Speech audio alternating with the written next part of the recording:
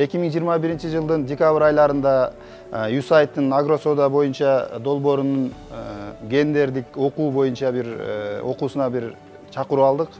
Жубайым экөөбүз барып ал жерге катыштык. Ал 2 тур болду. Биринчи тур ошо декабрь айында, кийинки турлары ошо январь айында болду. Бул окуудан биз өзүбүзгө аябай бир жакшы бир жыйынтыктарды алдык деп ишендирип айта алам. Себеби бизде бул окуудан биз баягы үй бүлөдөгү болгон бир мамилени бир жогорку деңгээлде канчалык маанилүү экендигин дагы бир ирет сездик. Андан сырткары кыялдарыбызды канчалык деңгээлде максатка ашырып, аны орундата билүүнү үйрөндүк, этап менен. Андан сырткары бири-бирибизге болгон ишеничтин канчалык маанилүү экендигин дагы бир сыйра бир жыйынтык результатын көрдүк.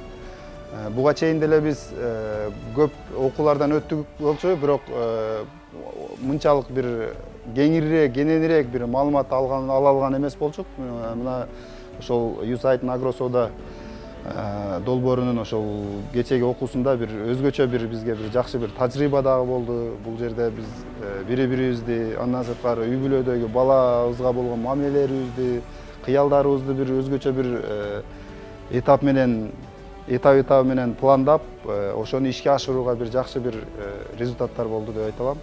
Бул ошол жогоруда айтылып жаткан үй бүлөдөгү болсун, же болбосо жеке бизнестеги болгон көрсөткүчтөрдүн баардыгын биз ошол декабрь айында болуп өткөн окууда биз өзүбүздүн жанагы үй бүлө дарагын чийип тартканыбызда бүт баарын көргөзгөн болчук. Жакын күндө аткарылуучу максаттар, кыялдар, кийинки убакытта аткарылуучу кыялдар деп булардын баардыгы ошол биз кечинде күндө бир жума сайын карап турабыз, ошол чийилген домашний заданияда карайбыз.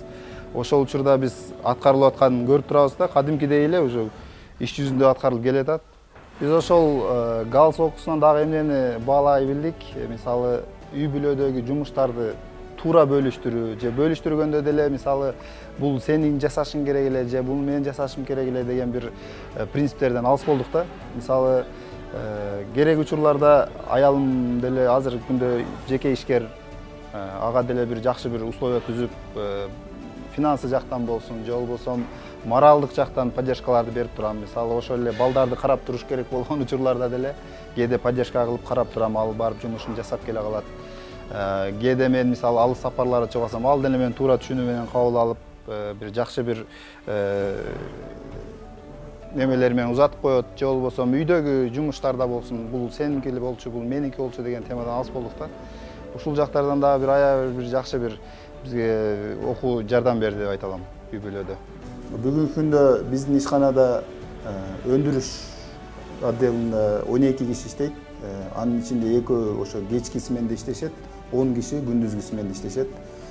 Жалпысынан 21-22 киши жумуш менен азыркы күндө алек болуп атат да. Декабрь айында галстын тренингтерине катышып, гендер боюнча көмөккөбүз катышып, бул жылда өзүбүздө чоң ийгиликтерди, жаңыланууларды байкадык. Биринчи эле ошол галста тарткан ой кыялдарыбызды ишке ашыруусун мен өзүм байкап, бүгүн кече мына Турциядан келдик. Onu деле тарткан болчук. Еще мен магазинимди дагы да чоңойтом, дагы да жаңы модель, жаңы товарларды кошом дедим эле. Бүгүн ошол товарларды азыр ачып, жайып келип отурам.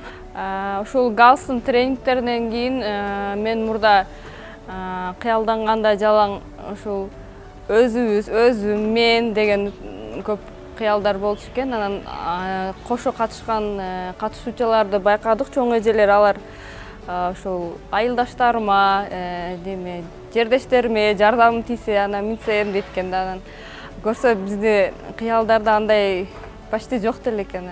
Ошондой кошуп айлана чөйрөнү, кошуп кыялдануу, коомго пайда келтирүүнү да ойлош керек экен. Ошону билдим, үйрөндүм. Дагы бир нерсе, ошол колдо иштеген кызматкер жумушчуларды тоже укуктарын, аларга кандай мамиле жасоо, алардын да оюн угуу, сөзүн угуу, ошол боюнча көп маалымат алдык. Ошол пайдалуу болду.